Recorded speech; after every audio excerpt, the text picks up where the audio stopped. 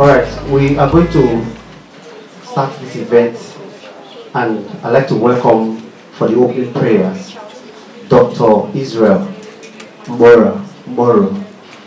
Is he here?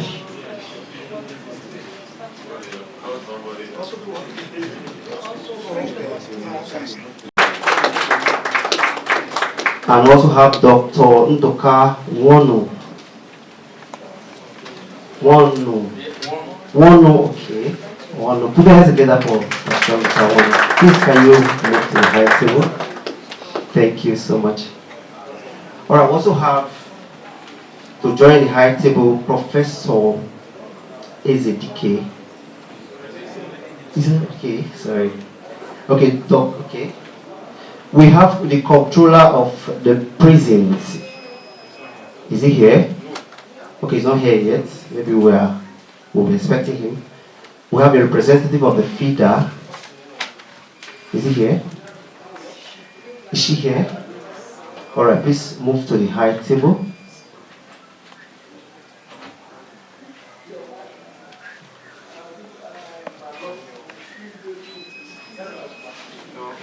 The chairman of the high table, who is the vice chancellor of the High Stone Global University, Texas, USA. Please, Professor Righteous, please put your hands together for me. You're welcome, sir. You're very welcome, sir. All right. Let me also recognize the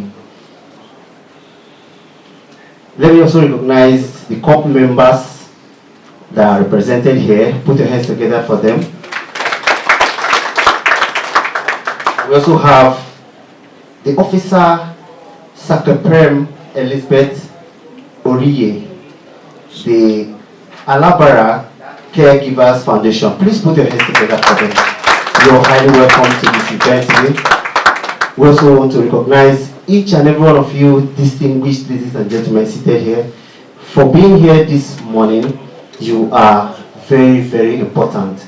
Please, I'd like you to give another round of applause for yourselves for being here. I'd like to invite the convener of this event, Ambassador Felix Aboy, for the opening remarks. Please put your hands together as he comes forward to give us the opening remarks.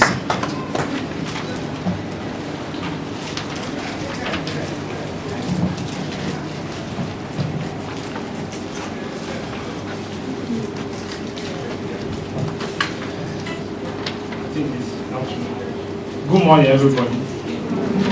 I want to first of all start by apologizing for the lateness in the schedule. Usually, it's not always easy, but then we thank God for grace. So I want to sincerely apologize for a lot of persons have come, because today is a very busy day for so many persons. And in their busy schedule, some of them came and took excuse and went back. But I also want to happily, joyfully thank all of you for coming. It's not easy. In the midst of your tight and very busy schedule, you made it possible to be here. I'm not taking this for granted at all. I'm very grateful for your coming. Some of you got the information very, very late. Some of you were invited just yesterday. But here you are. We are happy. We are grateful. The essence of this meeting was not just for ceremony. It was not just for talk. It was not just for grammar. But the essence is to have a bearing that affects humanity. We are here to think of positive ways to affect the society. Positive means of making impact in our society. But then before I will proceed, I just want to draw up a laughable consign from my mentor, the person of Bishop Hassan Machukuka. We were in Abuja some weeks ago, and he said that he visited a particular family in Sokoto where he's domiciled. And while he was in that visit, he came out of the compound, and then the security in of that house approached him and said, "Bishop, I am packing up today. I don't want to work here anymore." And the bishop was curious and said, "What happened?" why do you want to pack suddenly, or why do you want to quit the job? He said something is happening in the compound that is no longer pleased with, and as a result of that, he wants to stop working. And the bishop was curious and said, what is the problem? He said there is a tradition in that house, and the tradition is that each time Alaji, the house is owned by a houseman, an Alaji. They said there is tradition that each time Alaji buys something, the old one will be given to him. He cited instances where Alaji will buy maybe a palm slippers, and then we give him the old one. If Alaji buy provision, the old remaining provision in the house, he will give to him. If Alaji buy maybe clothes, the old one he will be given to him. And this time around, he discovered that just barely a week ago, Alaji brought a new wife, and he was expecting Alaji to return Aisha, the old wife. And so the bishop was saying, is it on this basis you want to quit? He said yes. That since Alaji refused to give him Aisha, he's not interested in the job anymore. What are we saying? We are talking about societal issues. So a lot of misfunctionality in our society. And the podium, which we are unveiling today, want to help to survey some of those difficulties and challenges in the society. So here we are. I don't want to bug you with so much talk, because I know a good number of people on the panel are here to address you on key areas that borders on what we are addressing today. But the subject matter of our discussion borders on social justice. Social justice, as you can know, is a phenomenal language, a phrase that the whole world recognizes. For last night, I was just watching a particular station, and I realized that International Labour Organization had a summit that borders on social justice just last night. So you can see that the impact of social justice, it is something that is recognized globally. And I also want to use this forum to convey the goodwill messages of 3 of our partners that, due to one reason or the other, are not here. Number 1 is the United Nations on Drugs and Crime, in the person of the country representative, Mr. Oliver Stupe. He also conveyed his goodwill message. For obvious reasons, he couldn't make it here, and he said he is part and parcel of this program. I also want to send a message from European Union, the ambassador, Ms. Samuela Isupi, who also has sent her will to thank us and also to tell us that for obvious reasons she couldn't make it to this meeting. And then finally, the ambassador of German embassy also has sent her will, desiring to be seen and to be part of this program soon after we are done. In fact, I have a mail from her yesterday that I should come to Abuja immediately so as to have maybe a visual session with them. So please be at home.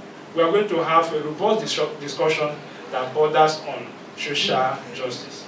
I know as individuals, you must have suffered one defeat or the other. You must have encountered one problem or the other. But in all of this, what is the way forward? That is the essence of the podium. The podium is not just in nomenclature, but it's a name aimed in addressing issues that borders on society. But just for a brief, the Real Life Foundation, as you can see, is an NGO that is saddled with responsibilities. And one of the key things we do is to ensure that we help humanity. Our key concern is value for human life. We value human life in every phase of it. But more important to us, we are also interested in reforming the prison. And that's why most of the things and activities we do centers around the prison. So far, so good, by the grace of God, within Abuja, where I was before, we've done a lot of massive impact in Kuje prison, in Nasarawa, Suleja prison, in Kefi, and other prisons within that environment. And I also felt, they say charity begins at home. I'm a son of the soil, and we are, by step-by-step method, we are trying to also see the part we can do in Port High Court. We've have several discussions with the controller here, and we are coming up with better ways of helping the inmates. And then when we say, why you bother so much about inmates? These people are criminals. These people are bad. And that was what led to the book. Some of you were around December when I launched my book. I titled it The Innocent Prisoner. I can tell you for free that not every inmate that is in prison actually is a criminal. A lot of people are there circumstantially, that they've never committed anything, but by virtue of the environment and victims of circumstance, they find themselves in the prison. I have a second book I'm going to launch very soon. I titled it, A Prisoner Not in Prison.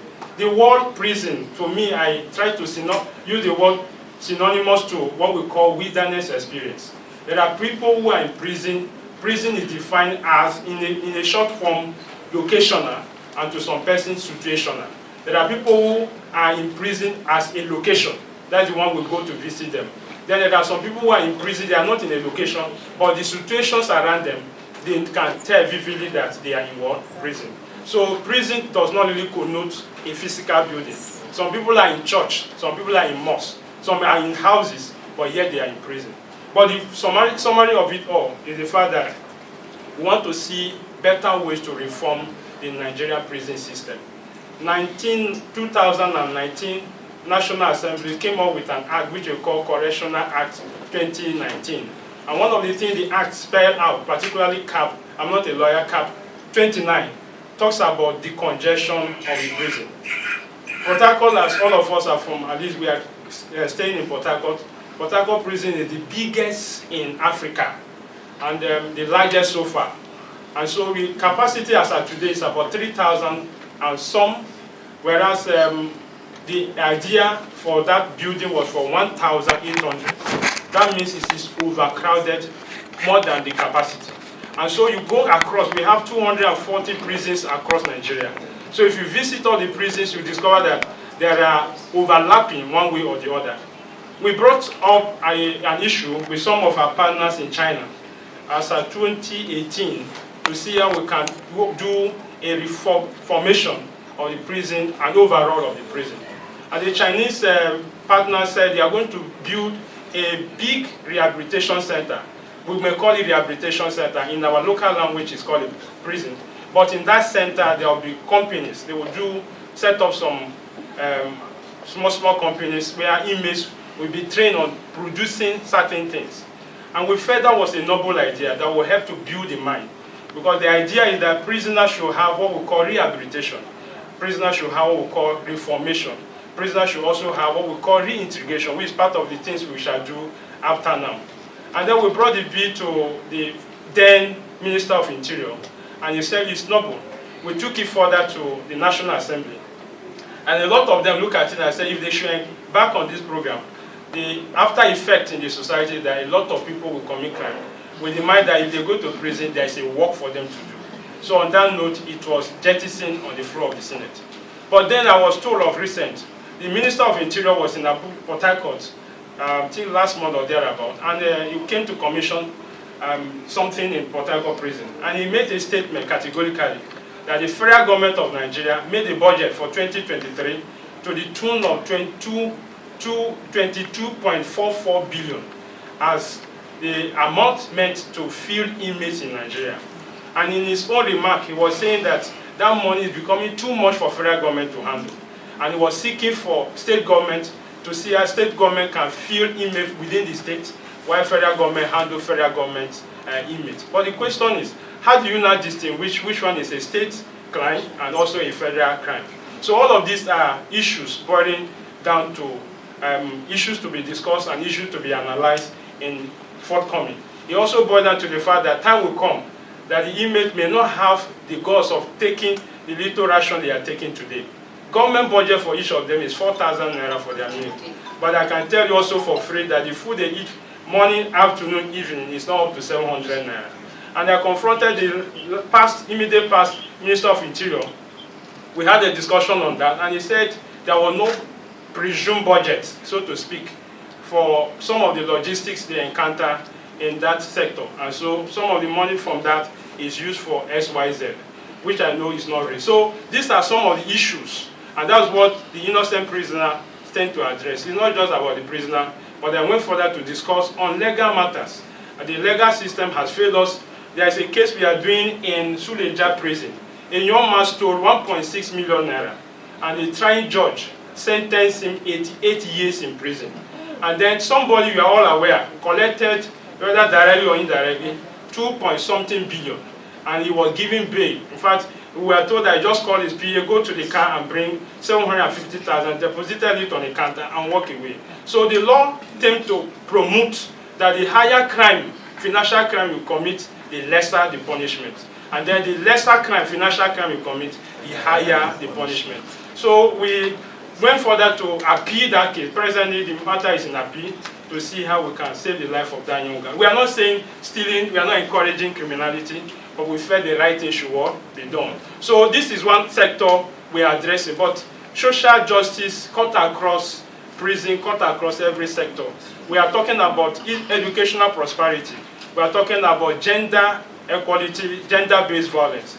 We are talking about fairness and every sector. In fact, my mind was to have representative of every sector, politics, religion, and all that. But we are moving. So this is a train, so it will be coming gradually. It will get to you very soon. So I encourage all of you to be part and parcel of this train. But before I drop, I have a creed here, which I want us to take personally. So there is this card in your something. Just bring it up. We will take it together.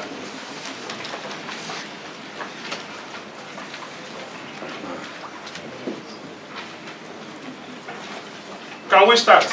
We will take it together. Personal creed. We all read together. 1, 2, go.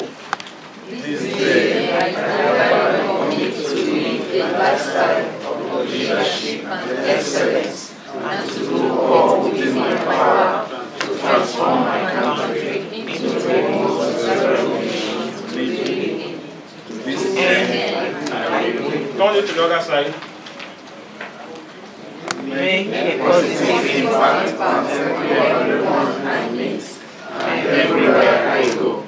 Be a solution provider, not a part of a problem to be solved. Be a role model, worthy of emulation.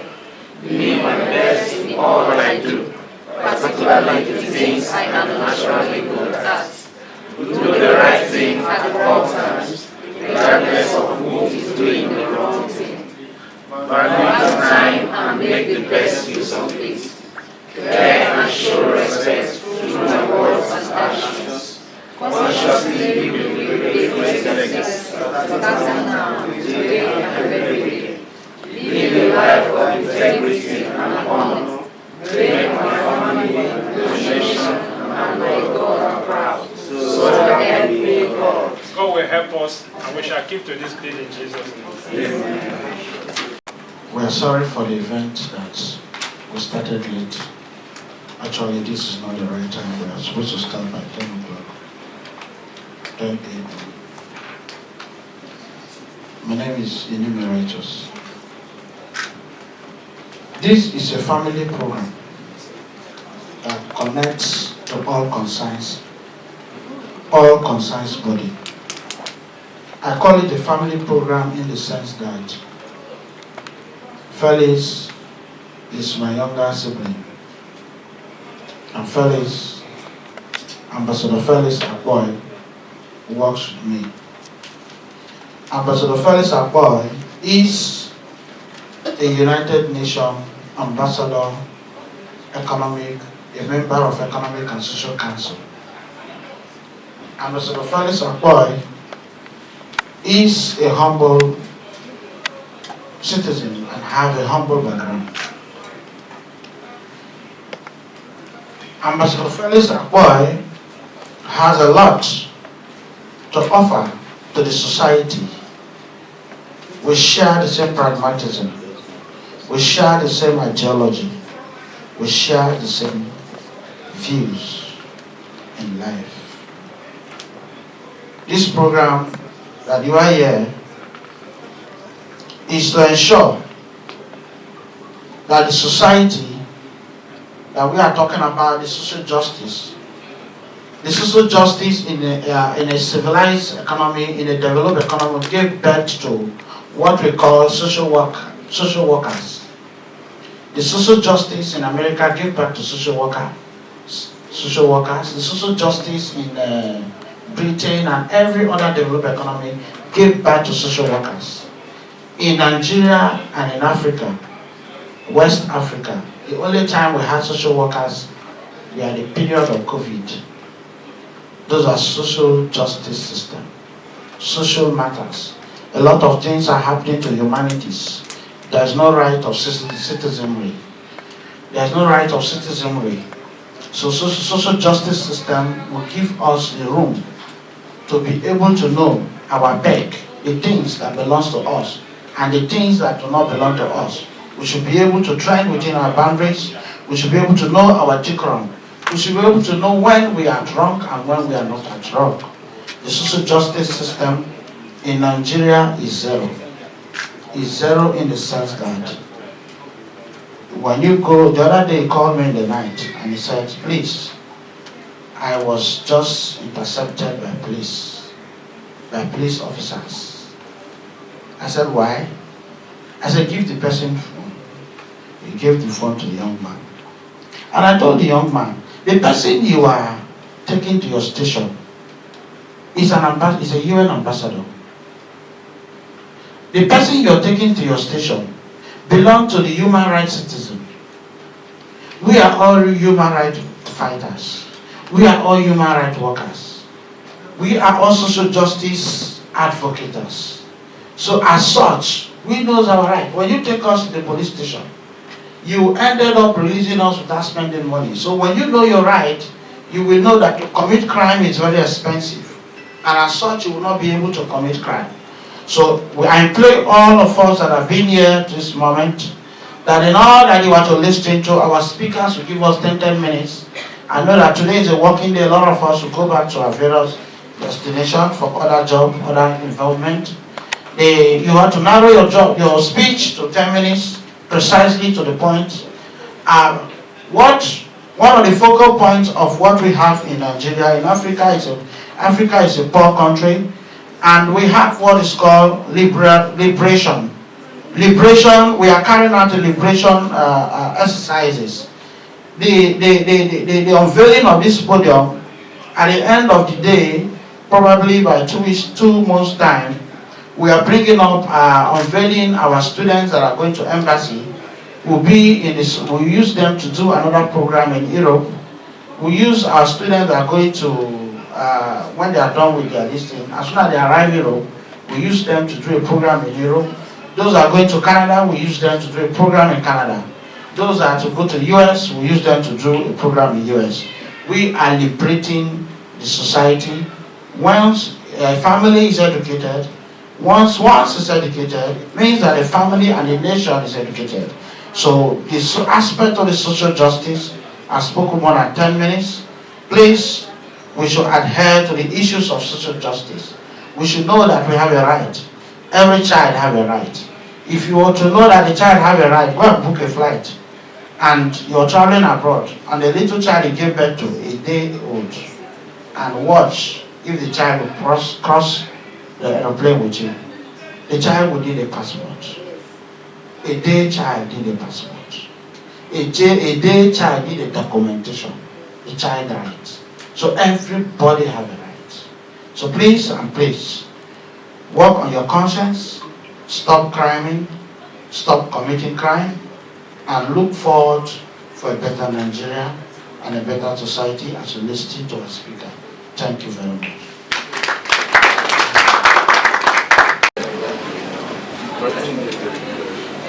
We have the unveiling of the podium at this time.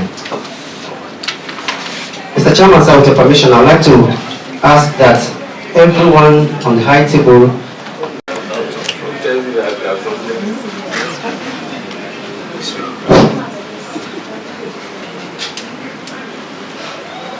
the Vice Chancellor of his own university, the organizers of this program, and all the dignitaries here present. I thank you very much for giving me the opportunity to do this, the unveiling of this podium. I will do it in the count of 3, and we will end it in the name of Jesus Christ. So we will unveil this thing by the count of 3, and in the name of the Father, and of the Son, and of the Holy Ghost. So, 1, to go, we unveil this podium in the name of the Father and of the Son and of the Holy Spirit. Amen.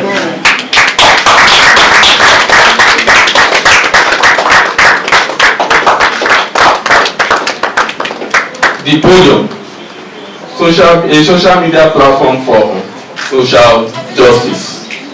Thank you very much.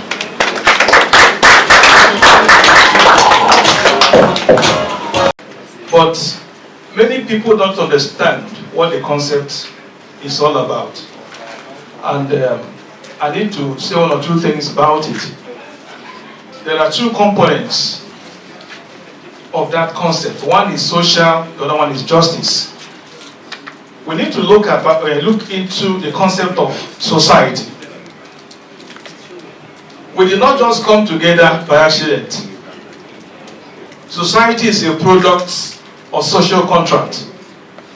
And when we have social contract, there are specifications how we ought to relate with one another. I want to take us back to the ancient period. In ancient philosophy, we have a man, Plato. And Plato describes society as man writ large. That means society is a miniature human being. That if you want to understand society, you must first of all understand human nature. So you can't talk about society without having an understanding of what is human nature. And he said that human nature has three parts. We have the rational part, we have the spirited part, and then we have the appetitive part. Now, both the spirited and the appetitive part supposed to be subjected or subservient to reason, the rational part. And that he describes justice simply as harmony between these three parts of the body. So if reason does not play its own role, and then you abdicate your role and allow the spirit or the appetite or passion to usurp the authority of the rational part, we are not going to have, order. We're not going to have justice. We're not going to have, stability and harmony in the system. And that is how society runs. If you come to society, we have different classes of people. And for justice to be achieved, to be accomplished, there must be harmony. And harmony entails that everyone is giving his due. Everyone is playing his role. Everyone is doing what is expected of him or her. Nobody crosses his own boundary and then intrudes into what doesn't belong to him or her. So, if you also look at the works of an ancient philosopher by name Aristotle, Aristotle says that justice is all about giving equals or treating equals equally and treating unequals unequally. And that is why, for him, there are people that are not allowed to hold some positions in society. For instance, the slaves, those they called slaves in those days, and in fact, he relegated the role of women in the ancient Greece. And then we moved on to the modern period. People like John Locke talks about government being there to protect life and property. That is why government is instituted. That once government fails to protect life and property, it is now useless and, null and void. And then you go further, you read the words of Karl Marx. He's talking about capitalism being exploitative, and that some people in society are being exploited. It talks about primitive accumulation, it talks about surplus value, and the rest of them. That if nothing is done to make sure that there is balance, that everybody in society is taken care of, there will be no peace, there will be no equity, there will be no harmony in that society. And then you go further, you read about an American social political philosophy John Ross. He talks about justice as being fair to people. In fact, when we talk about justice, I must say that justice is a very complex concept. It is difficult to explain what is justice. Some people have tried to explain justice as equality. But I want to tell you that you can treat everybody here equally without ensuring justice.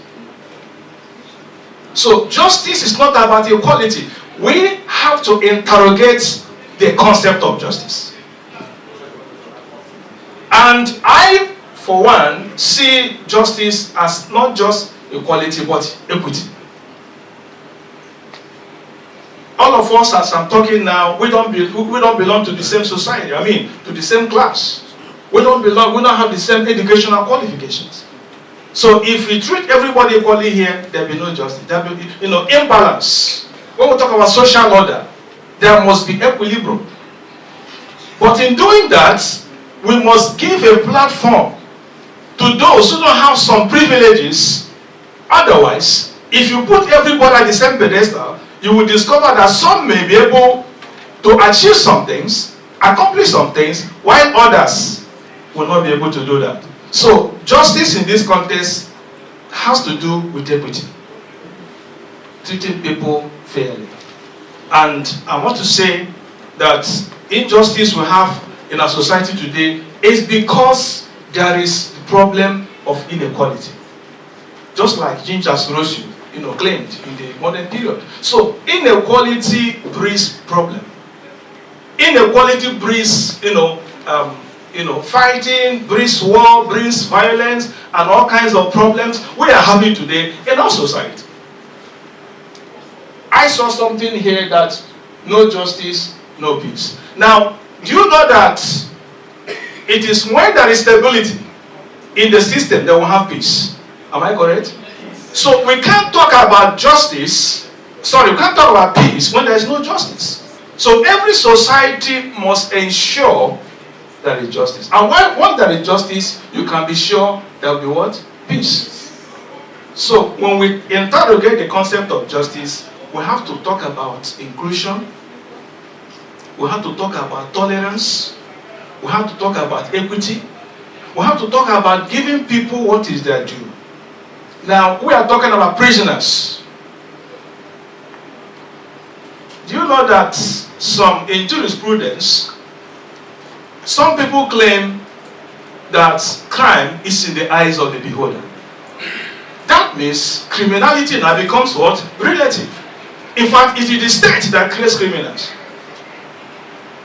And then, when they rise against the state will also rise against them. They put them in prison. But if the society begins to look at those less privileged people, we take care of them, the basic necessities of life, like food, like shelter, like clothing, all those things are taken care of. There are job opportunities. I can tell you the level of criminality in the society will drop. But a society where the rich people are getting richer, where the poor people are getting poorer, you can't be sure that in that society there's injustice. And that you can hardly have peace. You can create all the prisons, you can multiply all the military people and all the policemen. You can't be able to address criminality. So how to go to the basis? There must be social order, there must be justice. And justice in this case must involve equity. Treat everybody, make sure that everybody in society is recognized, there is respect for people, who care for human beings, who treat them as human beings, and they should have a sense of belonging. If you go to America today, Americans are ready to die for America because the society takes care of them. I know my experiences when I was doing the program in the US, and I know how they treat humanity. But in our society here, we need to have a reorientation. We have to think about how to treat human beings as humans. He talked about what happens in the prison. It is not a good place to be. He told us that there are innocent people in the prison, and that is true. Now, when you have a society where the innocent people are being punished and the criminals are going free, is there justice? No. So we have to look at our judicial system, look at our criminal administration system, look at the court system, look at everything. Look at, even welfare system. The welfare reward system must also be looked into. The reward system. Because if a system is rewarding evil people, it will make criminality attractive. You make it attractive. So, what we need to do today is to interrogate the concept of justice. Are we actually ready for justice? Is it just, justice is not just a more, emotional something. We just talk it emotionally. No. There are facts. There are issues. There are things we must address. If we want to have peace, there must be stability. Social order is natural. Just like breathing in and breathing out. It must be ensured. So, to round off my speech on social justice, number one, we must understand that society is a social contract. All of us came together. For instance, we have a constitution. That constitution is the ground norm. That is what should guide the activities of the citizens. But if you put it aside, then there will be a problem. So let's keep to that social contract. Very important. And then number two, citizens must also understand that we owe each other duties, responsibilities. Government can't do everything. If you do your part, I do my own part, there'll be peace, there'll be order, there'll be stability, there'll be harmony in that society. And I want to strongly emphasize equity, inclusion, and justice as a way out of social problems and malaise we're having today in this country. Thank you so much.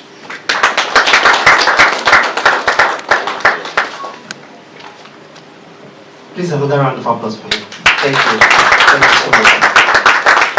Let me quickly recognize the representative of the Nigeria Police Commissioner, University Command, please. SP NEA President. Please put your hands together for me.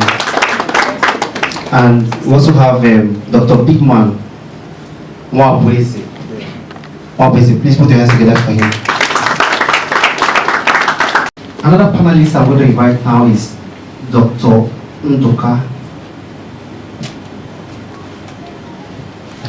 I think is already on the slide.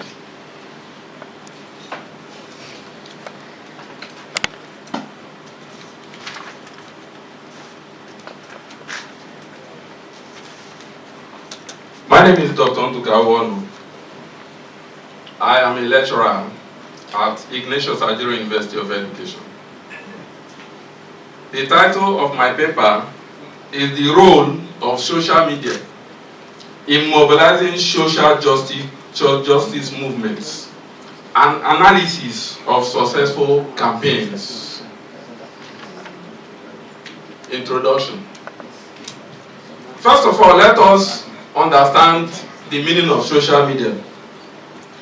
Social media has to do with online platforms and programs that allow users to generate and share content, and it has emerged as a vital social change instrument.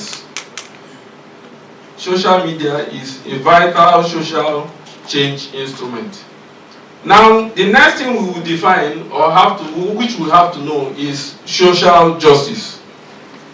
Social justice is the principle of treating all individuals in the society fairly and equally, regardless of their history, identity, or socioeconomic standing, addressing systemic inequities, fighting for marginalized groups, and working to create a more equitable and inclusive society. What is the justification of this paper, or the research justification? We are trying to establish or to empower activism through social media, amplifying the voices and sparking global conversation, leveraging social media for positive change, learning from successful campaigns which I'm going to talk about here. Ethical consideration regarding social media and social justice. And then redefining social change through digital platforms. And the last not the least, harnessing social media for equity and systemic change. The objectives of this study and the aim. The main aim of this paper is to investigate the influence of social media in mobilizing social justice movements through the analysis of successful campaigns. Specifically, the goals are to identify the strategies used for effective social justice movements, mobilizing through social media platform, to investigate the tactics, the outcomes, and then the limitations and the challenges that were faced when mobilizing the social justice movements. And finally, the ethical considerations related to social media advocacy. There's an acronym I found for social media activism, which is also, in other words, social justice. I call it social media activism. The definition of social media activism, the SMA. It is the use of digital channels for social and political change. And then the significance of social media activism, the SMA, is to equip individuals and communities with the ability to raise awareness, mobilizing support, and challenge entrenched power structures, making it critical weapon for modern social justice movements. Then let's talk about social media now as a tool for social change. It is a strong social change catalyst, giving individuals and communities unparalleled opportunities to amplify their voices, foster relationships, and mobilize worldwide support for revolutionary causes. The first one there is black. The first one is Black Lives Matters. Black Lives Matters. That's hashtag Black Lives Matters. The next hashtag there is We Can't Breathe. We Can't Breathe. The aim of We Can't Breathe is it's a response to the death of Eric Garner, an unarmed African American man who died in 2014 after being placed in chokehold by a police officer in New York City. Garner's last words were, "I can breathe." It became a rallying cry for the movement. Let's address look at the strategies that were employed to establish the campaign. They utilized hashtags, amplifying voices, the Ghanaians story. The tactics they used peaceful protest, sharing videos and testimony, community engagement, support for the affected communities. What were the outcomes? One of the outcomes is increased awareness, national and international attention, policy change, and symbolic impact. Me Too is another hashtag which was originated by Minano in the year 2017. And what is the aim? The aim was to raise awareness about the incidents of sexual harassment and assault while encouraging survivors to share their stories. Me Too reports Me Too made women to also air their views regarding sexual assaults or harassment. Strategies used. They used encouraging survival stories. They share their experience. The tactics. They use hashtag, sharing personal stories. The outcomes sparked conversations, policy change, and increased accountability. The next is Fridays for Future. Friday for Future was pioneered by Greta Thunberg in Sweden. This Swedish climate activist emphasized the critical need for climate change in August 2018. Fridays for Future, also known as School Strike for the Climate, is a movement. Thunberg 2023. Now the strategies. The strategies are there, the tactics and the outcome. Bring back our girls.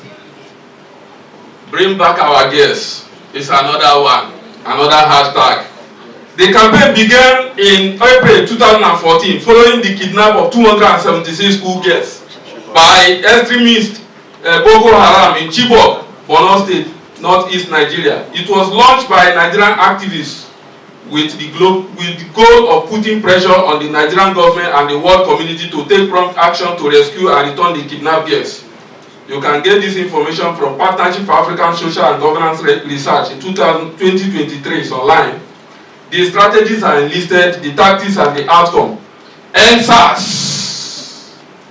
The aim of NSAS campaign, which we are all aware of, began in Nigeria and gathered traction in October 2020. It was a protest against the Nigerian Police Force Special Anti-Robbery Squad, SARS, a unit accused of severe human rights activism and violation, extortion, and extrajudicial killing. You can get this information from Amnesty International 2023. It's online. These are the strategies: exposing police brutality, demanding police reform, sharing videos is one of the tactics, sharing videos, organizing protests and online campaigns. The outcome: international attention, raising awareness, and government response. This flag is another one. This flag was spearheaded by Pastor Evan Mawari in Zimbabwe in April 2016. The campaign sought to address the socio-political issues, government corruption, and economic challenges confronting Zimbabwe. You can get this in Nigeria and Jeremiah and Mafu 2021. The strategies adopted, the tactics, and the outcomes are also listed there. Royals must fall. Royals must fall began. It's also a hashtag and a campaign which began in March 2015. In South Africa, a student led it at the University of Cape Town, UCT, demanding the statue of Cecil John Royce, a British imperialist and a colonialist, to be removed from the university campus. You can get this from The Guardian, March 16, 2016. His goal was to oppose the adoration of the colonial personalities and to push for decolonization in education and the society. The strategies, the tactics, and the outcome. In fact, it sparked nationwide debates, institutional change, and global impact.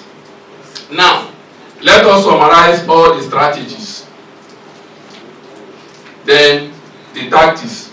The summary of the strategies used by these in these campaigns for the social media activism were: 1, the use of hashtags, viral content to raise awareness, leveraging on the storytelling and personal narrative, collaboration and partnership with influencers and organizations, utilizing multimedia content, images, videos, infographics, and the rest of them. The summary of the tactics are also there. The tactics: online petition, signature campaign, social media challenges, and call for action, virtual events, and live streaming for engagement, community building, and fostering solidarity. Then the outcomes: general summary of the outcomes will have policy change, legislative return, shift in public discourse and awareness. Then empowerment of marginalized voices. Empowerment of the marginalized voices. In fact, as I read this one now, I remember there's another issue cooking, which people are looking at, the issue between Mmesoma and JAM. We are critically analyzing it. And if care is not taken, one hashtag will follow. Global reach and mobilization. The limitations and challenges regarding the hashtag. We analyzed all of them, we went through all of them, but there were challenges and limitations. Digital divide. Not everybody has access to internet. Netizens will know ourselves, but not everybody. Those in the village may not have access. Filter bubbles and echo chambers. Online harassment and trolling. Not everybody can stand it when you start having harassment. limited attention span. Most persons, when information are coming from different angles, you may not be able to comprehend which one to hold. Lack of offline impact. Most times, most people are only online. They don't come physically for rally when there is a need for them to come for rally. Surveillance and censoring. When you post a hashtag online and you start a campaign, the government may begin to censor what you are doing to see what they will do. Another one is ethical considerations. The authenticity and misrepresentation of information is another problem. Responsible use of hashtag and campaign should be looked at. Digital security and safeguarding should be looked at. Then the consent and privacy of individuals is very important. Then engaging in constructive dialogue is also important to look at in terms of the ethical consideration regarding the social media campaigns. Then amplifying marginalized voices.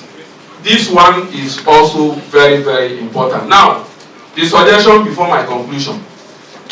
I suggest, or the paper suggests, that we should educate ourselves and verify information before we post.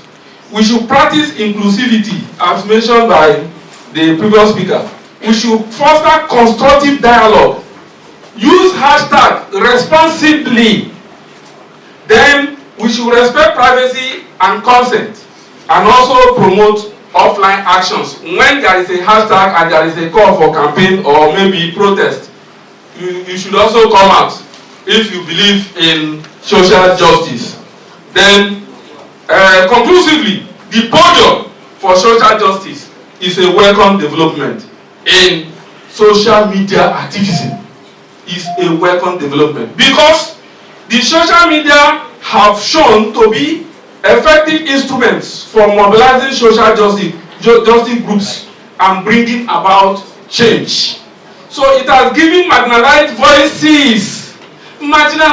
voices a forum to be had, raised awareness about important concerns, and facilitated worldwide solidarity. In fact, when I was writing this paper in my room, at the time I started singing, "Solidarity forever, solidarity forever, we shall always fight for our right. Solidarity forever, solidarity forever, solidarity forever, we shall always fight for our right." For the last time, solidarity forever, solidarity forever, solidarity forever, we shall always fight our right. Thank you very much. Gentlemen, good afternoon. It's a very wonderful privilege to be here. And while I was sitting here and Dr. Undoka was making the presentation, I was just thinking, what else am I going to say? Because he has virtually covered almost all ground regarding social justice, regarding social media as a platform for advocating the rights of marginalized people. But suffice to say here quickly that when the issue of social justice is mentioned, everybody has to be involved. Just like they say in labor cycle, injury to one is injury to all.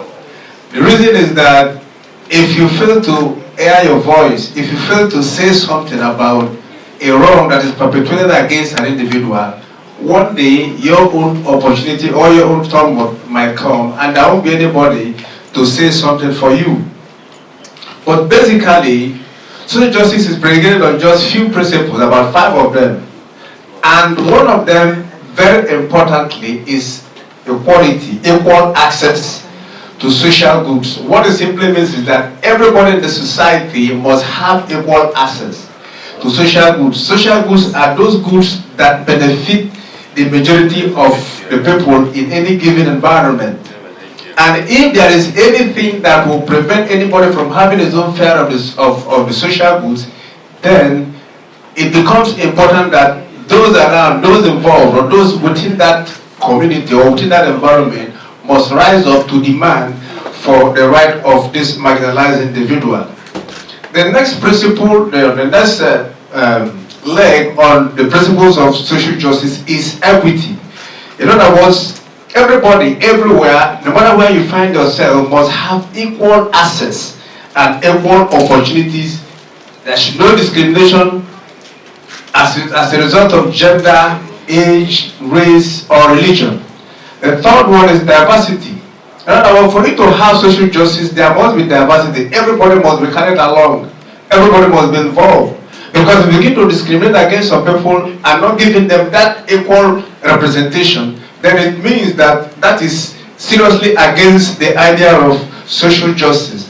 Then the fourth one is participation, which means that everybody involved in the society must be given a voice. So when we talked about the marginalized voices, without the issue of social justice, those voices, those hashtags wouldn't have been heard.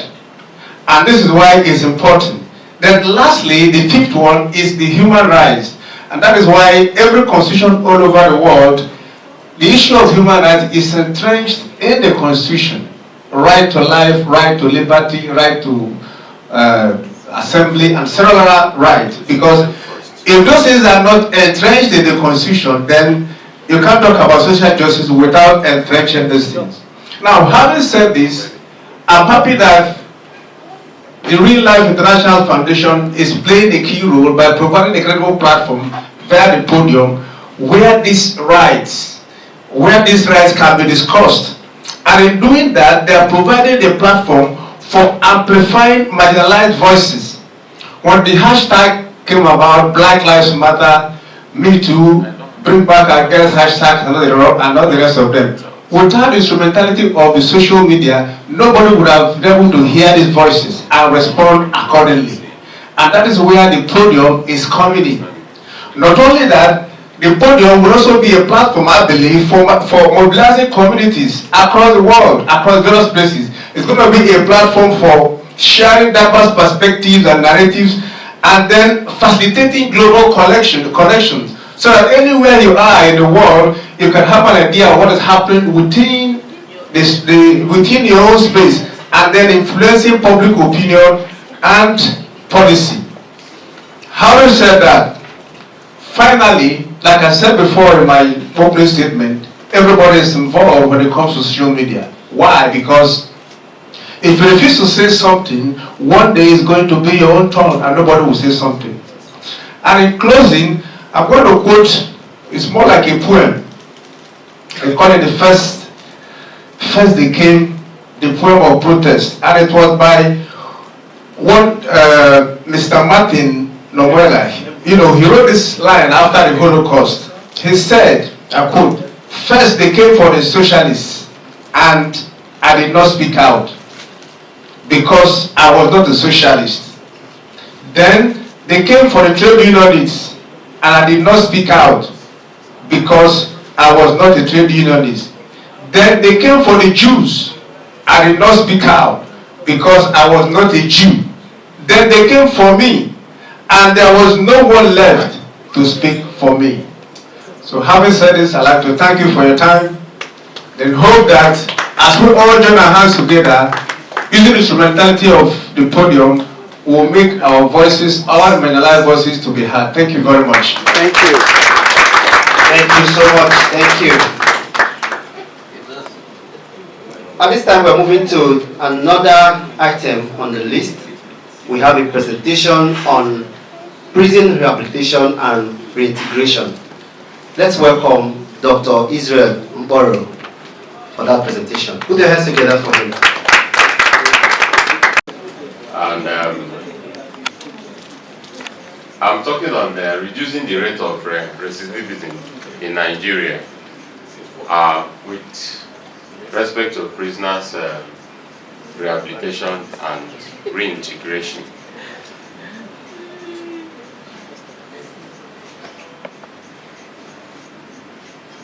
Please, I need somebody who can assist me, please. It looks like this guy is just busy. So that's the outline that I have there. We looked at introducing it and the goals, the objectives, the solutions, and then we look at how to monitor and evaluate such programs. Just as just mentioned,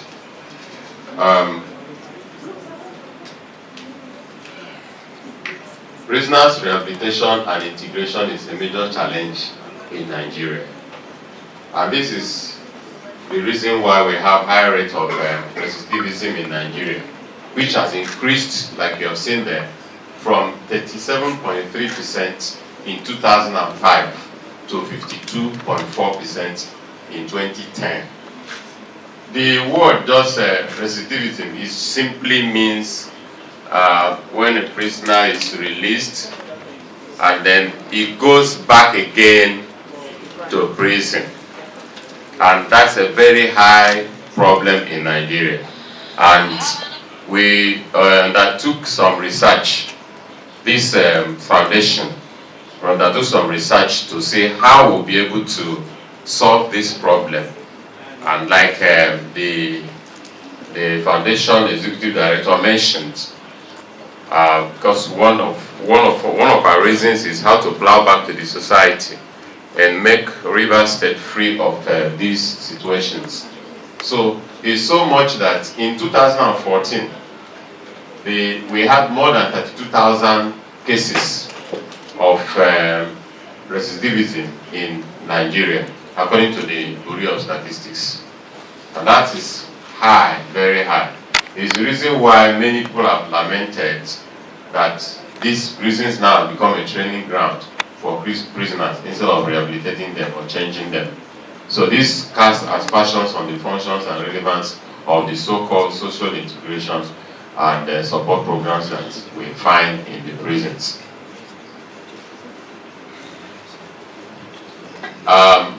Many factors are really blamed for this. One of the people that blame this is the difficulty in economic survival and social interactions.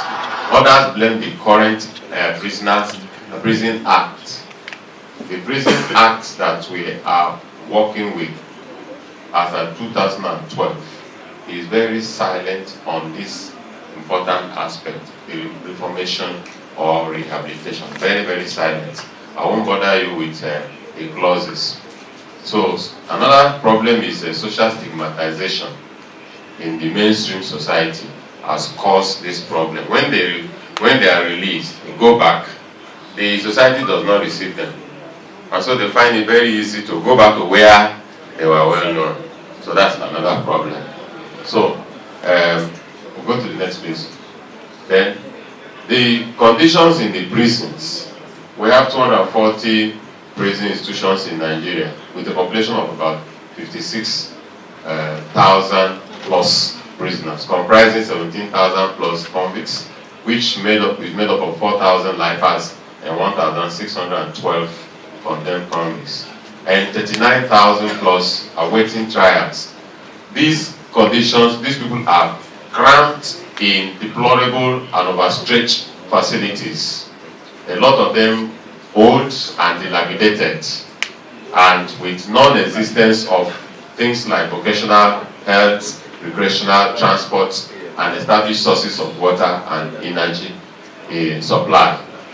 This you will find in some of them is inside our book that we are holding now, and because the author is there.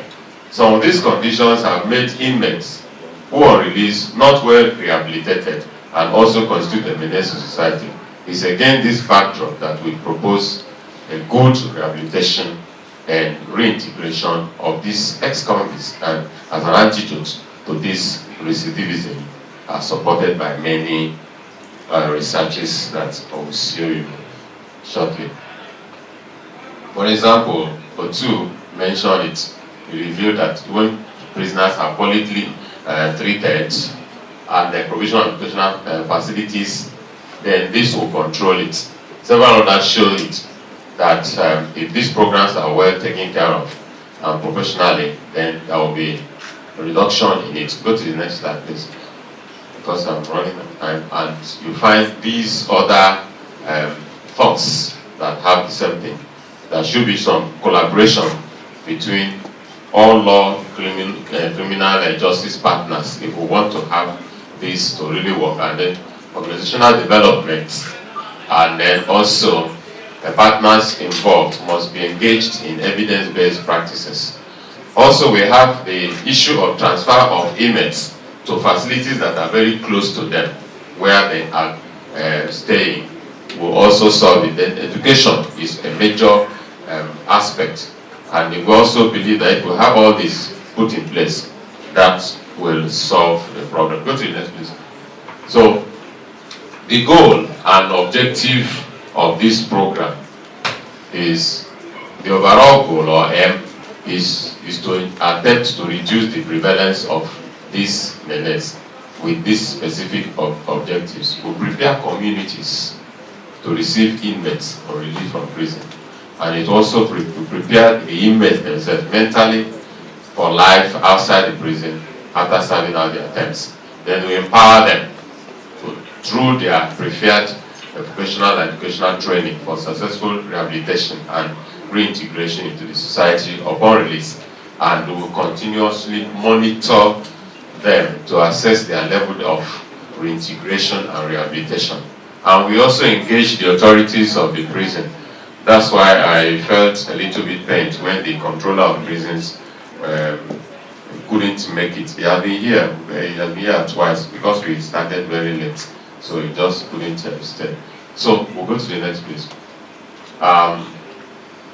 Well, the programs of activities that will solve this problem, as we are proffering as a solution, it does not really begin with the offender once he's released from the prison. No, our program is a holistic program that will start from before the prison, the communities involved, all the prison authorities, other stakeholders, and then till the prisoner is after prison experience.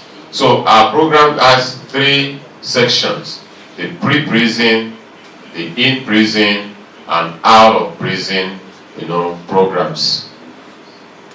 Let's look at them one by one from our research. These are the pre-prison programs that will help to reduce the cases of recidivism. Community-based programs, and then prison-based programs, owing to the fact that they face a lot of problem of stigmatization. So target programs and seminars as workshops will aim at preparing them to receive the ex-convicts upon release. These are for the community, and then the target audience in the community will be the opinion leaders, the traditional rulers, and other people that are there. Now, then the prison programs on the other hand will be to train and sensitize the prison officials. The next slide. Now let's look at it one by one. They're just like a checklist of how to carry out this program. First of all, the pre-prison programs that will be done is, first of all, you need to collect the list of the prisoners, their communities of origin, the expected dates of release, and their preferred addresses to be released into. Then after that is done, there will be a visit to those communities to secure permissions and otherwise from those opinion leaders. And then we'll profile the communities to ensure that the ex-convicts are not released to join criminal gangs. Profile those communities. Because if you release them to a place where they will go back again, they will relapse. So, and then organize seminars and workshops in these communities on the expected support to these ex-convicts and repentant criminals, and set up community support groups to support these released ones from prisons, and organization of also seminars and training and workshops to the officials to sensitize them. This is a summary of those prison programs. When we do this, definitely these communities will be able to be ready. So person is coming, and then we can prepare the minds of the individuals so that they will not have any issue, and they can welcome them, easily into the communities.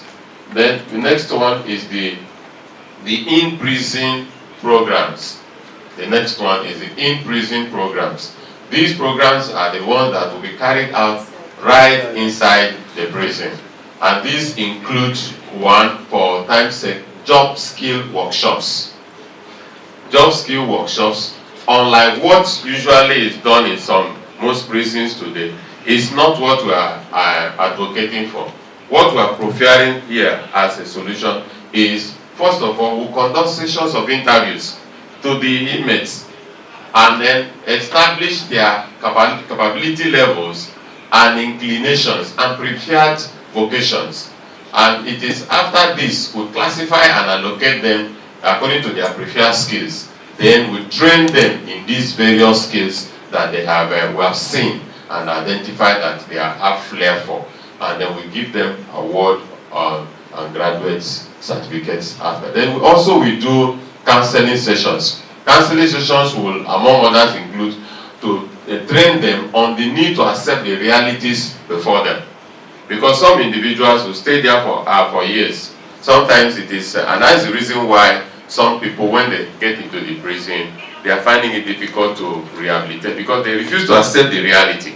And that this is what has happened and this is it. Then and how to move on in life and what they should expect upon release and how they will be able to prepare to receive the skill acquisition and to reintegrate into the society.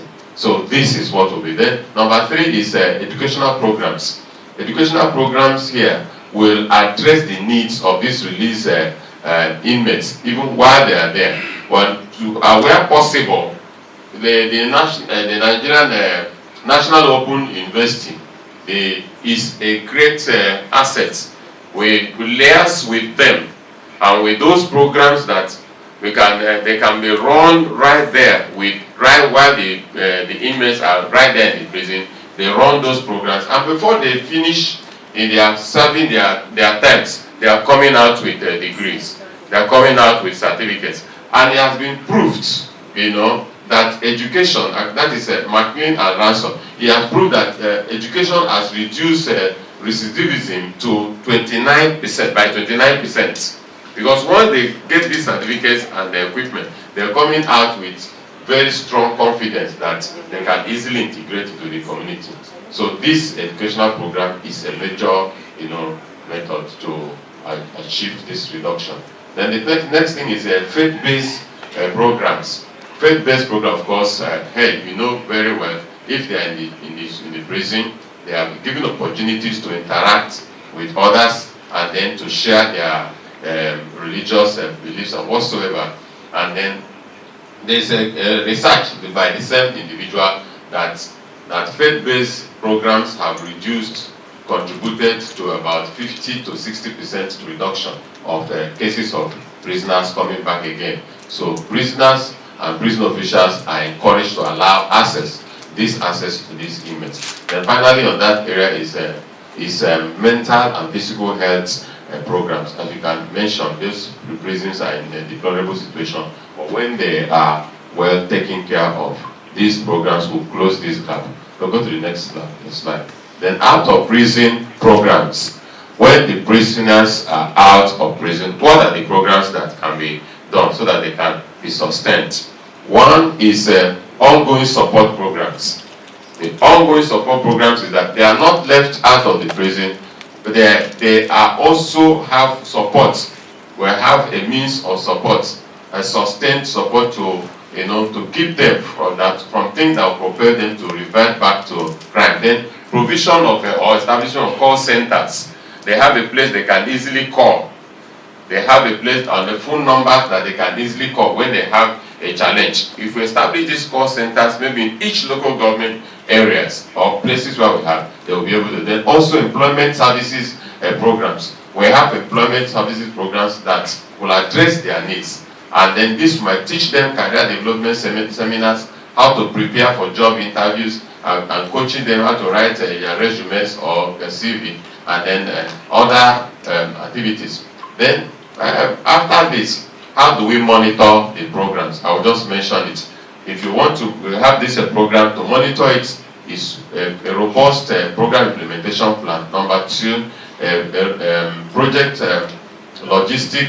logical framework model. Number 3 is, go to the next one, is with a schedule monitoring and control. Number 4 is progress meeting and reporting.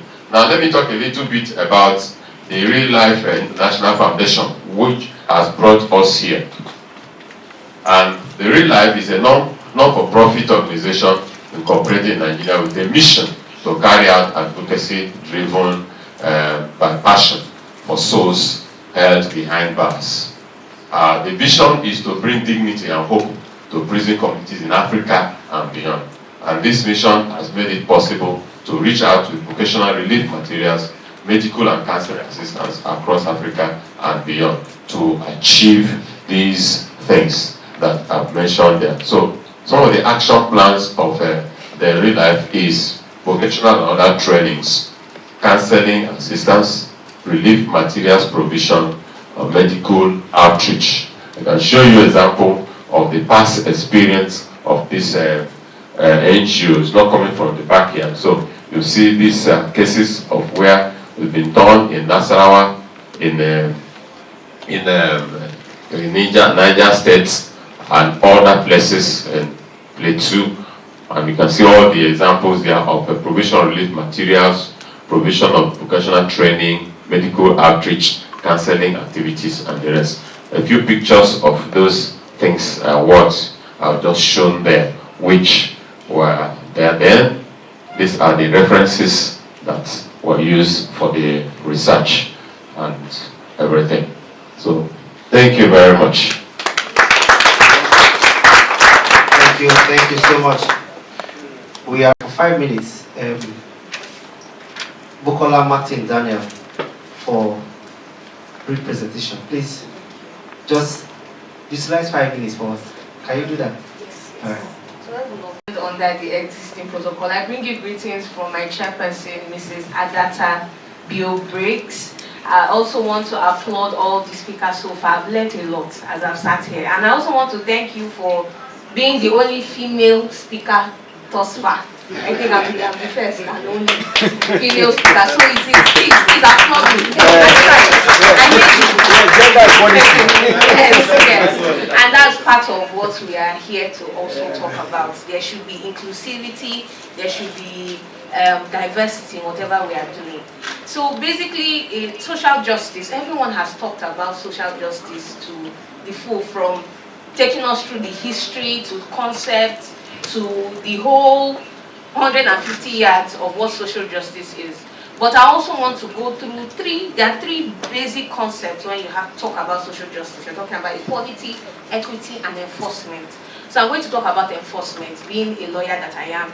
So I'm going to talk about the enforcement. Rights are there. They are basic human rights for each and every one of us. But what happens when those rights are trampled on? When you don't have access to those rights? So that's where enforcement comes in.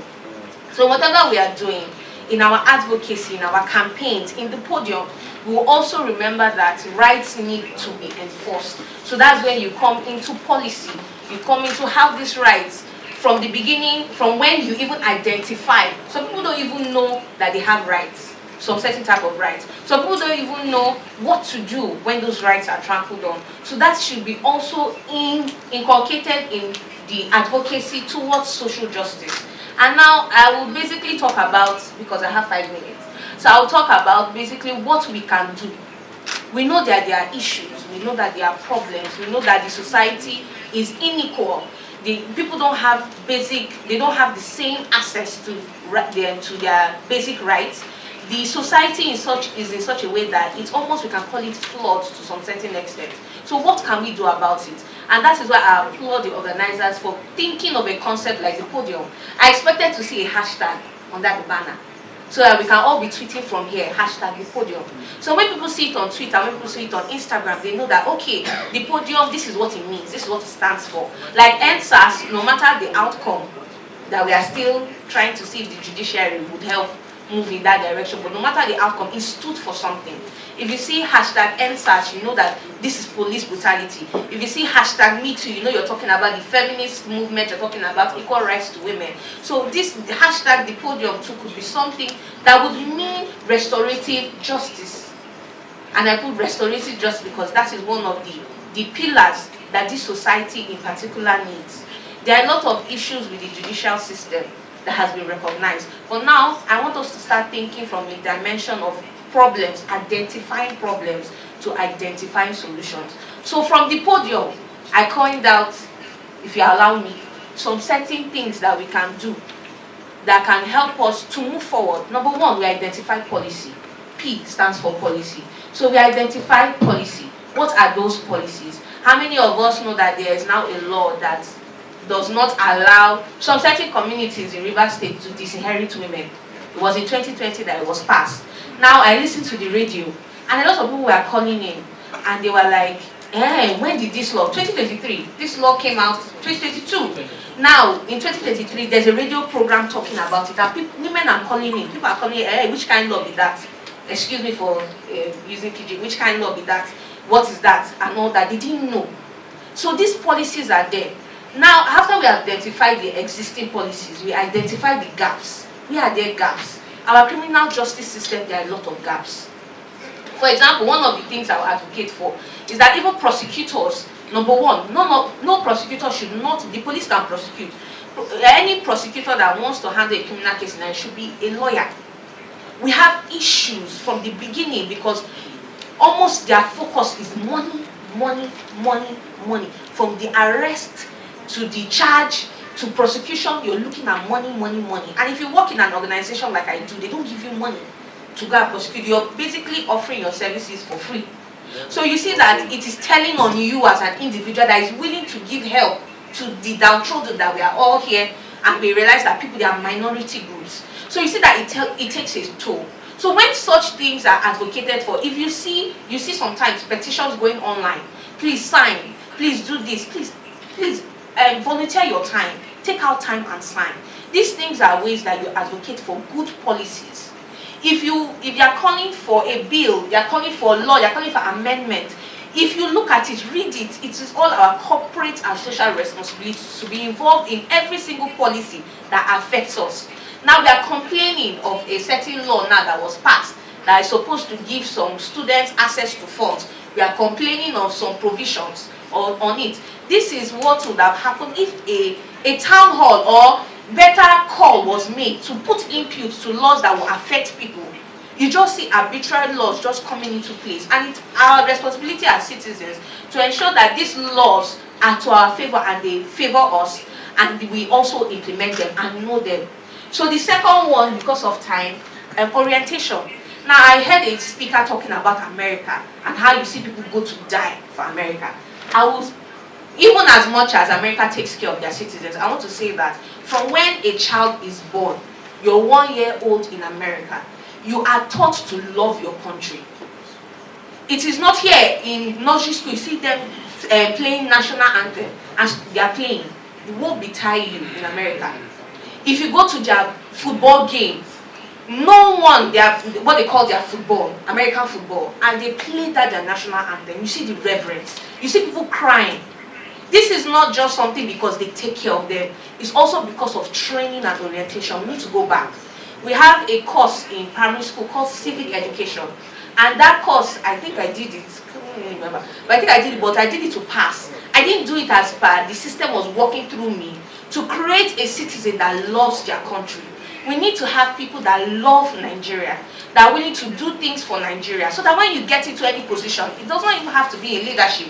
Even people, bank managers, small bank branch managers, sometimes oppresses people. You see small oppression, POS that time.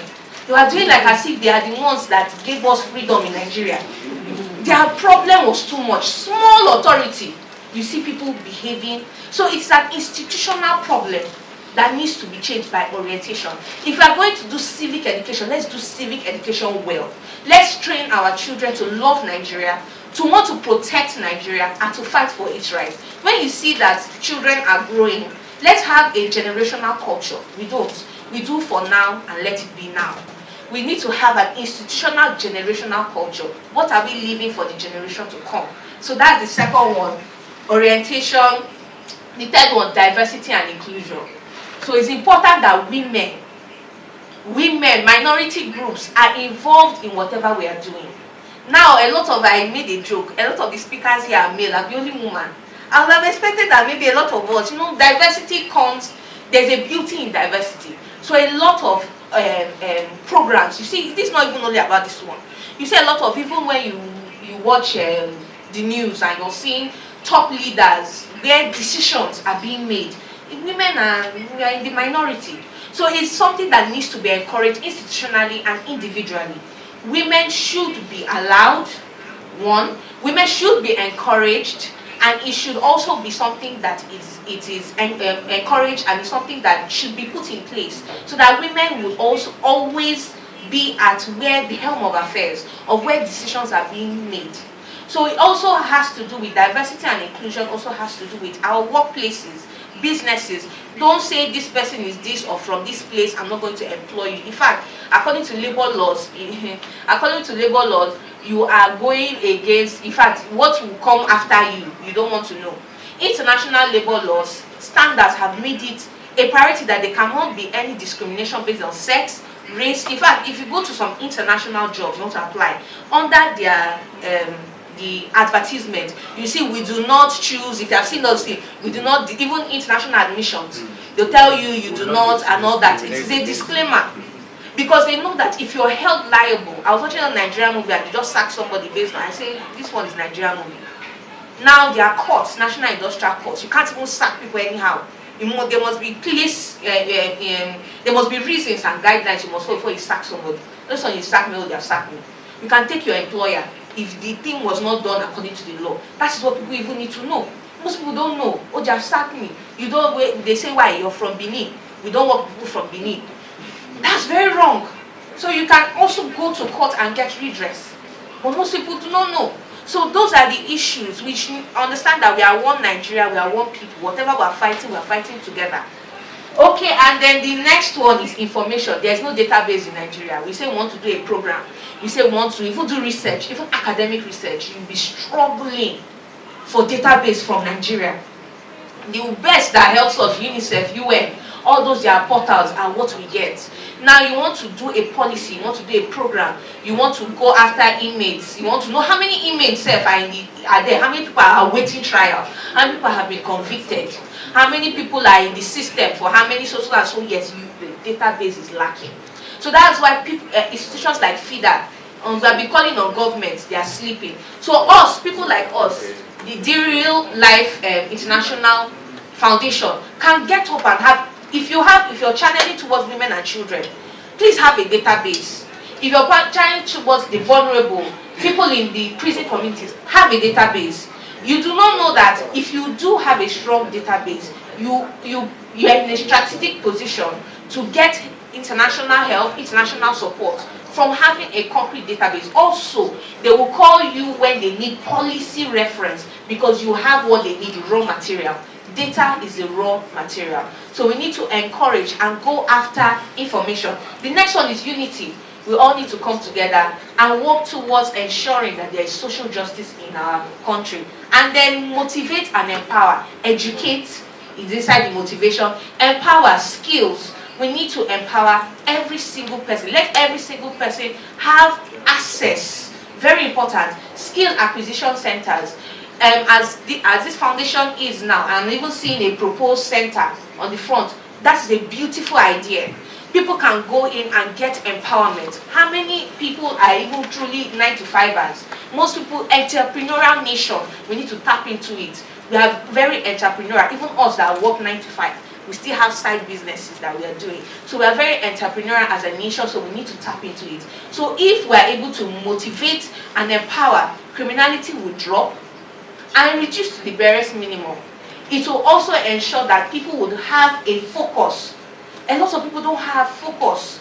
The system is not working in such a way that it will give people drive and direction. Even when you have that drive and direction, institutional policies will try to put you down. So we need to motivate and we need to empower. Thank you so much. I've come to you. Thank you. Even though you went beyond our time boundaries. Put your hands together for her again, please. The issue of social justice can never be overemphasized. So please, let me quickly invite the chairman for his vote of thanks. The audience, for your listening, for all your concentration. I applauded all our speakers, as many that have been able to talk to us. It was quite impressive, and we have learned so much. Please, at this point in time, I pray that God should enrich the convener with so much wisdom and good heart to embrace more of this event for us. And I also pray that okay, please, before I will zip it up, we have one of us that haven't said anything. I'm beginning to imagine why I was brought to this side whether to complete the number of things. Well, I will say that I want to sincerely greet the organizers of this very important occasion. I saw the invite on my table and never knew exactly what it was. Ordinarily, when the location of this nature comes, usually there's an advocacy to the office and we try to know why. But to a large extent, because of the vested interest I have in the vision and mission of this particular organization, I told my Honorable Commissioner that I need to attend because their vision and mission is in line with the ministry's vision and mission. Though ours is more of rivers, trying to see how we can develop rivers youths in all ramifications and to see how we can prepare them not only for today but for tomorrow. How they will be able to be self-sustaining and have that which will enable them to live a viable life with their families. So coming to an occasion of this nature, talking about social justice, so much has been said. I don't know where to start, but there are a few things that we must take home. This issue of social justice, right from Charles Collington in the United States during the reign of Roosevelt, has been a key topic and discussion everywhere you go. Some talk about distributive, restorative, retributive justice and all that. But just like they said, there are pillars, there are pivots to this social justice. And we've all had from the human rights to access, to participation, to equity, and of course at this point I must specifically say there is a difference between equity and equality, which most people don't understand, but when the lecturer was talking about it, he did mention.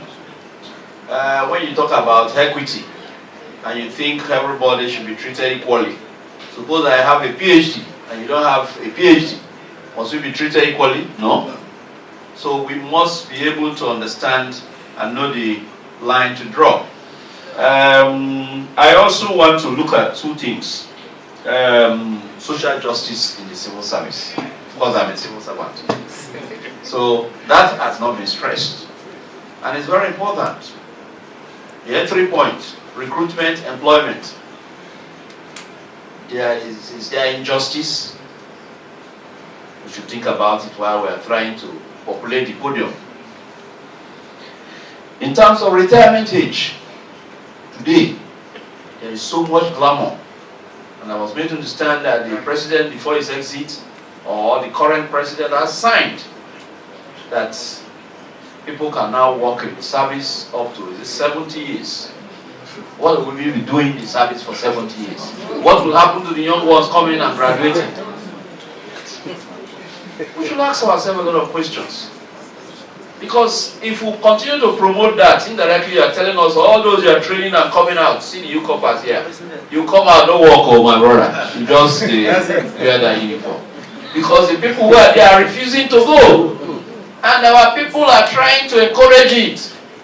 Right now, the Labour have started again, moving the service year from 60 to 65. Teachers have gotten it. So what is this social media interaction? What are we doing? Agreed. A lot of us have done a lot during the NSAS, but what is the result? Even the recommendations, have they been implemented? Discrimination has done a lot to us. And the next question or response will be, how do we ensure social justice? It has been a big problem. We said our elections was a problem.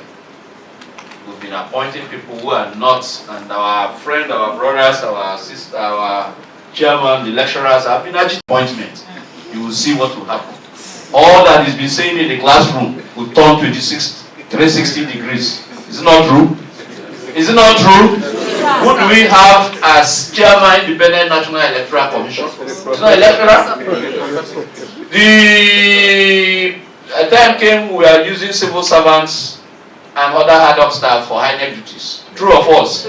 A time came we said, no, let us use neutral people. Newcomers who are going to conduct election. What is the result? Is it not the same? Yes, sir.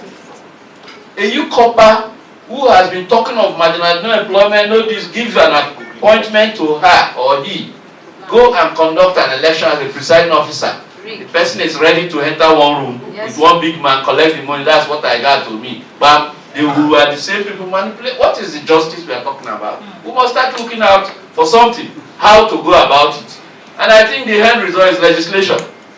If you are caught in any of this act, something will happen to you. That's a better way to me. Because we have tried all, even if you bring pastors now, to INEC chairman, INEC pastor, the same thing will happen. Because we have tried civil servants, it did not work. We have tried lecturers, pastors. Where do we go from here? The problem is enormous. It's all encompassing. I wish we begin to apply what other countries do. If you are caught, if they don't cut your hand, they cut your neck or you die. So that it will serve as a deterrent. A situation where a young man, just like the CEO was saying, a young man that steals handset will be sent to 20, 30 years imprisonment. A man that embezzles billions will be given plea bargain and all that. Is that social justice? Yeah, it's not. So my conclusion is that we all have a duty to do. We are getting older and older. The younger ones coming, if this is the way you want your country to be, you know better. But if it is not, clearly use the social media activism as enunciated by him. So that somehow, I recall social media plays a major role. A policeman sometimes, one of these areas, slapped a young man and his girlfriend or sister or so, and social media went viral. Yeah. And the commissioner did not do anything, but the IG got wind of it, and there was an arrest. And the policemen we have asked to come to Abuja. I don't know whether they've been dismissed or the room trial, or police, they can post them, say they have killed them. Nothing will happen. So these are issues that we must look at. On a serious note, I want to crave the indulgence of the organizers. Please, when you have such occasions, try and involve government. I look at myself as standing alone.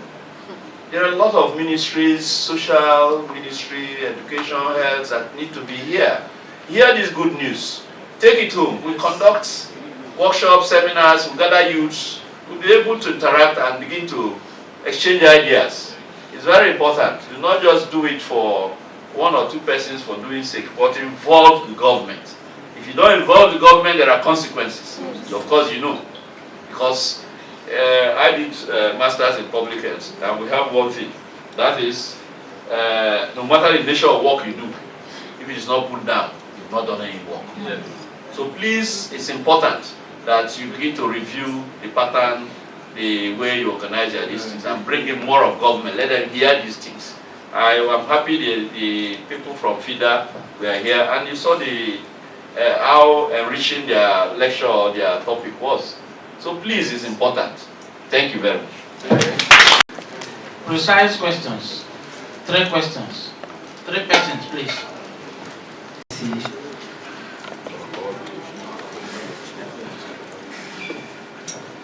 Good afternoon, everyone. I'm Mrs. Elizabeth from Elaborate Caregivers Foundation. The NGO is for the elderly. Please, for what we have learned today, thank you very much. But I want you to please look into for the elderly. If you look into the society, so many parents are really suffering. The parents suffer and take care of the children. But at the end of the day, the children abandon them when they are alive. But at the same time, if that aged parent dies, wherever the children are, they will come and give a befitting burial. That means we celebrate them when they are dead than they are alive. Thank you for the podium and the social justice. The NGO, one of the aims for the NGO is to see how we can work with the lawyers or those that are in charge to prosecute most of the children that are being maltreating their parents when they are well-to-do. So please, check into the family side. It will really help the society. And secondly, please, I'm sorry. Secondly, I visit prison, as in the NGO normally go to the prison nearly every Saturday. And we find out that there are aged parents in the prison, despite the crime has been committed. Just as what they said that a guy stole, how much? But they sentenced him, fine. The crime has been committed and it has been judged. Now let's look at the aged one. During the findings, I find out that there is an elderly man of 70-something is being kept there. He's blind. There is a prostate, an enlarged prostate. He's suffering there. But they still kept him there. What is he doing there for? So please, the social justice should please look into some cases that has been there for years, especially the aged one. Let them try and release them and do something for them. Thank you. Okay, another question. Please, it wasn't a question. It was an advice. All right. The question goes to Ministry of Youth. I can see my elder brother, Dr. Roland, here. He has already addressed us. We are in the field. We've been doing prison ministry. Sir, what is your plan? Because Rivers Youth, Calabari Youth, Okreka Youth, Eleme Youth, go to Awoda, go to Eleme, go to Degema. You see our youth just, I don't know what we have to start from. What is the plan from the ministry in terms of prison facility? What are you planning for our youth? Yes, they have issues, they're in prison. Are they neglected? What is the plan from the ministry? Ever since I've been doing prison ministry, I started in 2000, this is 23 years. I've never seen Rivers State Ministry of Youth doing any program in any of the facility. I don't know if I'm wrong, but I've never seen. I've been very consistent. This morning, I'm coming from prison. So I'm very familiar with the prison facility. So what is the plan of that office for the youths in these facilities? Thank you, sir. On behalf of the River State Ministry of Youth Development, let me quickly respond. Our plan is not for just prisoners. Our plan is for youths in the 23 local government areas. And so prison is just one aspect of it. And I believe strongly that if you look at our mission and our vision, you will know very well that we have a robust plan for our youths. And in the prison, it's not just youths alone. You have the elderly, the minor, and even the about to go, like she said, 70 years plus. I believe strongly that our plan, basically for the youths of Rivers State, also involve the prisoners. Specifically, there is a memo, I don't need to disclose, but I believe strongly that we are one house. There is a memo that will strengthen those in the prisons from Rivers State, because you also know that the prison is not just Rivers Prison or Rivers persons. It's general, right? But I believe strongly that with your partnership, you can go a long way. And having said that, it's also an advice. Advocacy is key. You've been in prison work for over, say, 20 or 30 years. We also have social workers who are attached to prisons from the ministry. I don't know the level of collaboration. It's important. And having said that, there is also a strong need for you to pay a courtesy call on the Honorable Commissioner. You know, we are civil servants. We don't talk much. So I believe strongly that you will do the needful. And we, on our part, will do the needful. Thank you. My question still goes on the youth issue. Sir, if I'm not mistaken, the whole of Nigeria is in only Rivers State that we have a national youth body that is two-fashioned.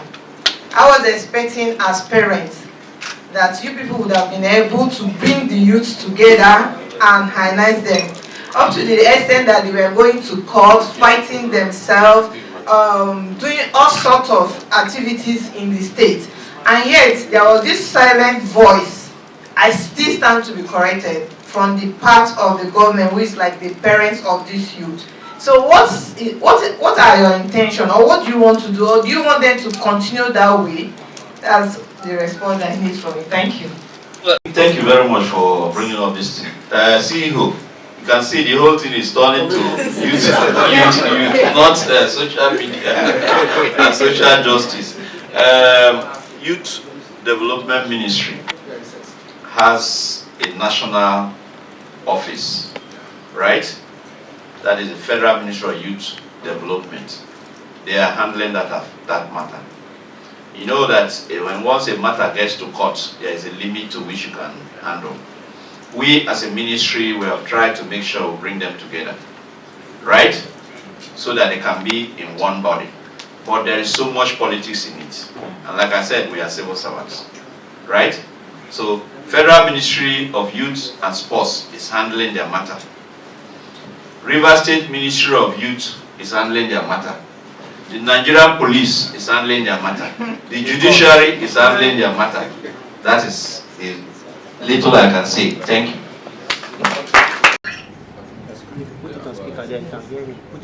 Yes, yeah, we can hear you.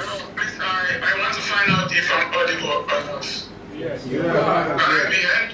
Yes, go ahead. Oh, beautiful. First, I want to say a huge thank you to the organizers of this seminar. A lot has been happening back there in Nigeria, and we have a lot of Nigerian youths back here going through a lot of stress by way of studies, work, status of stay back here. But the reason why all this is happening is because of the ripple effect of what has been happening back home. Because we believe that if everything is it has balancing, people won't be leaving the country so much, and coming out here to look for alternatives. We have a lot of young men back here. If they were back home, a lot of things would have been put in place. A lot of human resources that would have been back there to support in building the country, apart from building the state, the country entirely. And I believe part of the reasons that is causing all this is because there is no love for one another. I want to base my question intertwined with the Holy Bible, and of course for the Muslims, the Holy Quran.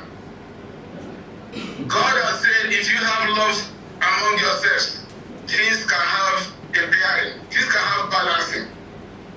For the organizers, you've spoken well, you've done a very good stuff.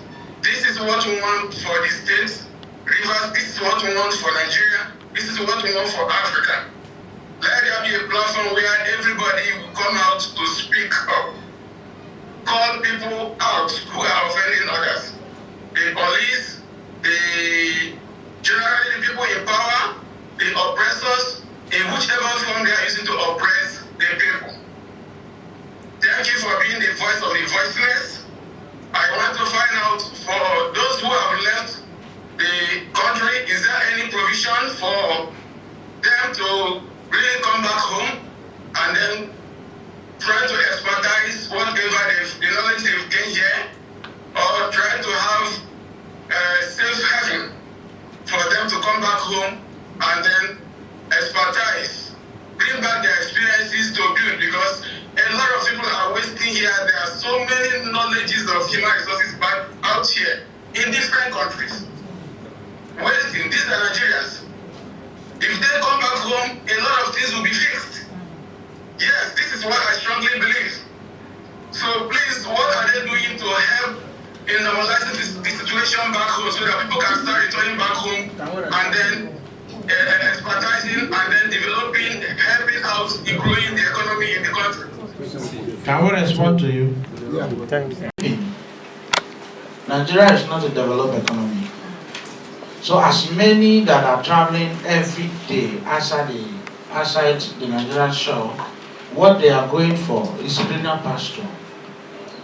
You will see that you hardly see, it's only Nigeria that you see a country that have PhD, you have PhD holders that do not have job.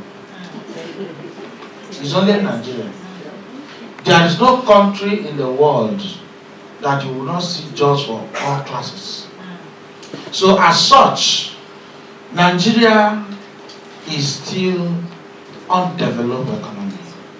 So if we migrate to developed economy to look for greener pasture, it is when we are stable that we'll be able to come back here to give back to Nigeria. That is when we have enough. So if you have had enough, or as many that are over there have had enough, this is an NGO, an umbrella that is open. Some other NGOs are here in Nigeria that are open. You can pass through them to give back to the society. That's right. So for now, Nigeria do not have a platform for receiving. You see the number of doctors. I escorted someone to what they call immigration. I signed for the person to get a passport immediately. He's to resume a work in abroad, a medical doctor. You know what they said? They said they will not give him passport. They delayed his passport. In fact, the controller, I met the controller directly. The controller said that he will not give him passport. The controller was very angry and said that for the period of a week, over 50 doctors that he has cleared. So do you see that other professions are also there, that they are living every day? One of my friends told me that he just sold, he said, this is my colleague, he said he's a public health officer. I'm a public health officer. I'm a public health professor. He told me that he just sold his clinic, he sold it. He has run to UK. So do you see that they are going for where they will have food to eat? The medical assessment in Nigeria is out of pocket. If there's no insurance, if you do not have money to pay, you will die. So do you know the number of persons that die in Nigeria, and because of religious inclination, they will call it attack? Because you don't even have access to BP apparatus. No. I drive down here. My car, inside my car, there's a BP apparatus. I check myself morning and evening. Morning and night. As young as I am, I check myself. Anytime I'm very tired, I will tell anybody around me, please check me. You have to monitor yourself. People die every day in Nigeria because of frustration. So, because the government have frustrated their citizenry, and what we are doing here is to ensure that there should be inclusiveness. There should be inclusiveness in all sectors, so that the government will sit up. Do you know that the Nigerians we are very rich? But it is not circulating. Nigeria is a rich country.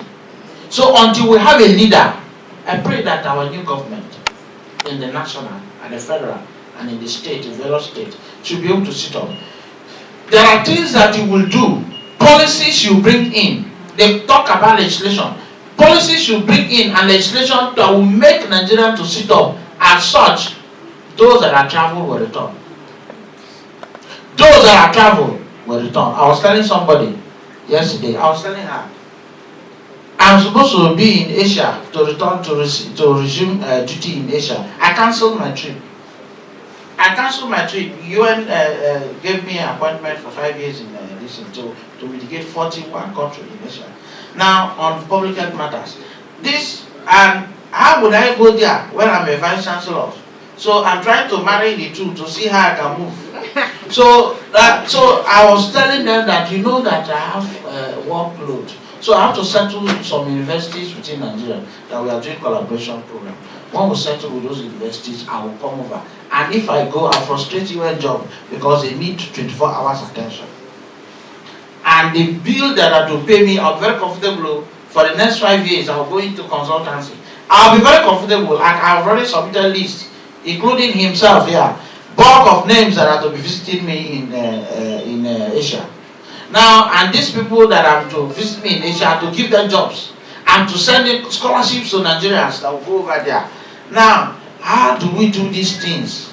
Is to make sure we help our people because they are suffering. Ordinarily, if Nigeria is good, I was talking to her, I was telling her, I was with her, Mr. President, someone in Mr. President office, they were calling me, I wrote a memo, an article concerning occupational hazard. Yeah. Now it goes to Mr. President and artisan refining, and it goes to Mr. President, this is our new president. And he was saying, the person invited me on how petroleum revenue, on how we should discuss on the integrity of petroleum revenue with Mr. President. And I was telling him that the warlord in Niger Delta are my friends. If you want Niger Delta and Nigeria to be calm, to be good, if Mr. President wants something to happen in Niger Delta, then I'll tell him how these things works. It's a very plain thing. People of Niger Delta will benefit and will enjoy life. We have a lot of jobs that can be created in Niger Delta. But the Mr. President policy is a national policy because even the Land Use Act is not benefiting us. So the national policy that will make every little thing, the rural electrification network policy that they just signed, is that one will benefit us. But do you know there are little things that federal government will sign that will benefit us? This NEPA will die. Little things that will benefit us. Government will subsidize and release things that even your window is producing light. Your door is producing light. These are things that government will fix for you. These are things that government will fix for you. You don't buy gas anywhere. You are generating gas. Why do you have the toilet system? The toilet system is generating gas. Government can import the things that will make you to be sustainable. But do you know that most countries are sustained with the natural things they find in the environment, but Nigerians cannot enhance these things. So we have not grown. We are an undeveloped economy, and until we get there, we'll be able to fetch that for all of us. Thank you so much. And in the same way, I stand to say that we are so happy for this program. I acknowledge all our speakers, acknowledge everybody. I've learned a lot of. Thank God that I wasn't only of the speaker. I learned a lot. So please and please, for the organizer, I pray that the Lord enrich you with more wisdom, more than this. And for those that have come to benefit, I pray that God should give you more insight to contribute to this, and also to the society, for us to have a better Nigeria. And I wish you a journey message to your various destinations as you go back home. In Jesus' name, because of the President. Thank you so much, Mr. Chairman. All right, we have come to the close of this event. I'd like to invite for the closing prayer Apostle Dr. Collins T. Briggs. He's the Chairman, Prison Fellowship of Nigeria, South. Please. Thank you. Praise the Lord. I thank you so much. In fact, you have just spoken the heart of a sincere Nigerian. Some people will come in and cover up things for us. In fact, we are in a stage when it's only God that is surviving us. It's the kind of things that are happening right now. There is no need to cover. The more you cover, the more people are dying. The maximum security facility, and I speak to you, 54 people has uranium. 54. 54. The federal government has not said a word. We are the churches. Churches are running up and down. We've taken some persons to University of Port Harcourt Teaching Hospital, River State, about 4 of them. Some churches are picking 1, 2, and all of that. These are supposed to be responsibility of the government. We are suffering a failed system, I'm telling you. And if we don't stand up and be speaking this truth, just like the young man is speaking all the way, he said, we have expertise. We want to come and bring them here. Please, we have to stand up. Everybody has to, just like what the Podium have done this time. It's not a waste thing. What we have done here is not a waste thing. We have imparted knowledge. We are going home and we'll work on ourselves to be better. Please, we are in a very... Look, hunger is taking people to prison. The last person that came out, there was no place to stay. I put him in my small local church. The guy finished our church. All the television, everything. He took everything, brought car and took them away. Because even if I live here now, just like what lecturer was preaching, even if I live here now, who is going to accommodate me? Where am I going to start from? We have almost 4,000 inmates at that facility. And then everybody wants to come out. What are they coming out to do? We wrote a letter to the former governor in his first term through Bishop Iwo when he was religious advisor. Build a facility as state government. When these people come out, let them start from there. As we speak, 2 months ago, the former minister for Interior, he came in and he was speaking to us in that newly commissioned hospital. There's no facility, it was just commissioned. He told us that, look, all prison facilities in the state will be given back to the state government. We heard it. So where are we going to start from? This is the same thing we have been proposing. If we are not ready to accommodate these people, we'll send them back to society. They will cost more money. Because in the prison, to be very sincere, where are the training things? What are they learning? What are they learning? Thank you. Please, let's pray. Thank you.